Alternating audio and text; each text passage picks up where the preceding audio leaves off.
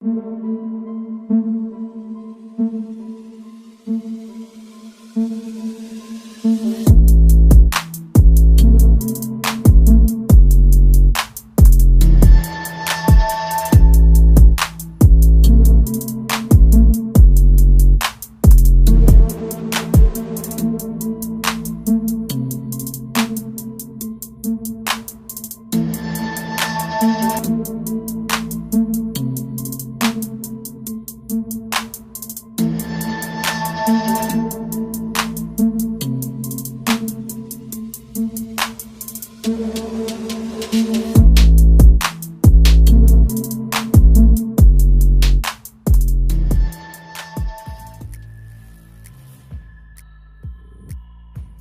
this is it, the CC850, the follow-up model of the CC8S, our first ever production car in 2002. So before I go into the details of the CC850, let me tell you the story about the CC8S. The CC8S, it was really a loved child created from blood, sweat and tears from a very little crew of people. I started Koenigsegg in 1994 and we built a few prototypes during the 90s, and in 1998 or so we started development of the first production car, the CC8S. We showcased it for the first time to the world audience at the Paris Motor Show in the year 2000. We managed to get the most powerful output of a production engine with emission homologation in a homologated and crash-tested car. In 2002, that meant 655 horsepower was the world's most powerful production car. So things have moved on, both for Koenigsegg and for the rest of the world since. But that car was really just a work of passion and love. I mean, on average, I think we were under 10 people developing that car. And it went on to set records and went on to become, from our perspective, iconic and really the epitome of Koenigsegg. It's easily recognizable. You can still see, I would say, the DNA from the CC8S through all the follow-on cars from there on. And if you look at a CC8S still today, in my mind, it still looks quite modern, kind of timeless.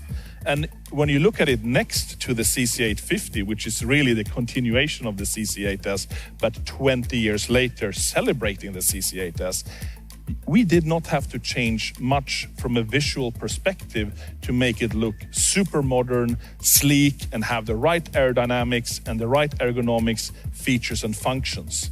So that really puts the finger on how well the first car was executed by this very, very small team. The 50 comes from that we're making 50 of them. And it also happens to be my 50th birthday this year. So it kind of combines well with the celebration of 20 years of Koenigsegg, my 50th birthday, and making 50 of these. It's a good low number for a very special, unique, hand-built, limited edition car. As with the CC8S, we have, of course, the Koenigsegg doors. We have, as the CC8S, the detachable and stowable hardtop in the front. But as all modern Koenigsegg's, of course, we have the auto skin, everything is robotized. The chassis has different ride heights depending on your conditions and different stiffnesses of the suspension. We have active aero underneath the car. We have active rake and ride height, and we have integrated the top-mounted, fully foldable, active rear wing that we pioneered on the Regera. Of course, here it's adjusted for this shape and form. But we really wanted to have it foldable because the original CC8S, of course, did not have a wing. Technically, it had to move forward a lot, of course, because we have new emission regulations, we have new crash regulation, and ergonomics fit and functions that are necessary to stay viable. But we really try to keep everything as similar as possible, but move it to 2022. And if you look in the interior, you will still recognize a lot of features and functions from previous Koenigseggs, like we now have the flag on the shifter knob, like the CC8S had, the Swedish flag. So now I said something. We actually have a manual in this car.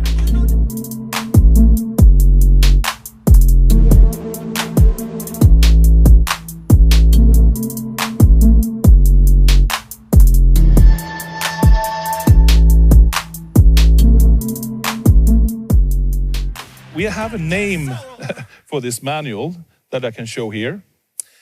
We call it, well, for the whole car actually in a way, it's a TWMPAFMPC. So what does that stand for? The world's most powerful and fastest manual production car ever.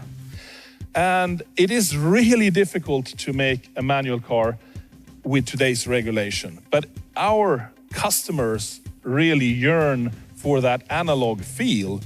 And we found a way with our latest technology to manualize our light-speed transmission. And I mean, it's really manualized in the sense that your clutch movement from your foot directly actuates the hydraulics for the clutch progressively with your foot movement, exactly like a traditional manual car.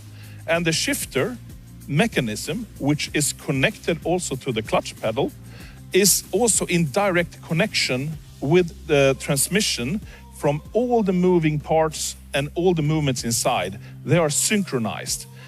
We do not have the ability to shift in the LSD, but we have the ability to communicate directly so it becomes exactly like a normal manual. You can feel the force feedback from the transmission in your foot and in your shifter. So that is completely unique. Given the fact that we have 9 gears in the LST transmission, and that's of course quite a lot to have in a manual shifting mechanism. So we decided that you have 6 gears going forward and 1 reverse. But given that we have 9 gears to play with, you have different gear ratios for a track setting and different gear ratios for a road setting, which is also a world's first and really brings the manual beyond the other compromises that you otherwise have to have. So this is a view of the Koenigsegg Engage Shift System, the KESS for short. We really put in a huge effort into this mechanism to make sure you get the proper feel of a fantastic manual. Not too heavy, not too light, the force feedback you need to feel the gears engaging, and the connection to the clutch pedal, which means that you cannot take out the gears unless you also clutch, and the interaction in between there. And that is fully integrated with everything that's going on in the transmission. So you can feel the gear shift engaging in your controls like a normal manual. That was a huge undertaking, and we're so proud of it. And it means we can save the manual for the future. So when you're in automatic mode, you have that super smooth shifting that you expect from a modern automatic transmission. But when you're in manual mode, you have that direct, hard-hitting sensation of a manual. And the clutch works just like a normal car. Your movement directly relates to the pressure on the clutches in the transmission. So you can drive away really smoothly if you're a good driver or a normal driver. And if you lift off the clutch, the car will just jump and stall. It's a manual. There is no difference. It just features and functions like a proper normal manual. And we're super excited by that. But let's look at a little bit on the performance and the stats of the car. So it actually has a little bit less power than its siblings, the Jesko Absolute and the Jesko Attack. And why is that? I mean, the engine is pretty similar and the transmission is pretty similar, but we put smaller turbos on the engine to make sure we have virtually absolutely zero turbo lag. Because when you're driving a manual and maybe you have one hand on the steering wheel, you don't want to have a sudden surge of extra power. Not that we have a lot of turbo lag in the Jeskos, but we wanted to make sure we had absolutely zero here. So still, the performance and power is immense, of course. It actually has more than double the power of the original CC8S. And the weight is not that much, I would say. And of course, we encourage everyone to run on biofuel, E85. It's better for the performance, it's better for the engine, but it's also better for the environment. There are many new ways of producing ethanol that makes it better for the environment than in old days. But there are also coming very exciting new fuels with solar fuel and synthetic fuels that you can mix in together with the petrol or the 85. We care very much about the environment, but it's also exciting to keep the animal alive with a combustion engine in this low volume. And as the car is lighter and not driven so much, and we don't have to take so much raw material out of the ground, we actually know that this is as environmentally friendly as an electric, especially if you don't drive as much as a normal car and you can drive on biofuel. So we really want to put that forward, that is important to us. But yeah, so we have the two Jescos behind here. They're really kind of the fan bearer for the technology for this car. But we did a lot different. I mean, the suspension is differently sprung. The interior is quite different. Actually, the whole glass area is different as well. It is a little bit lower, like the previous Koenigsegg's, to really capture that CC8S vibe. So it's very much a car on its own, but it rests on the laurels of the Jesco development. And that is what I have for you guys today. I hope you enjoy, and I hope you get to see more of this creation that we're so proud of. So happy anniversary, everyone. Thank you.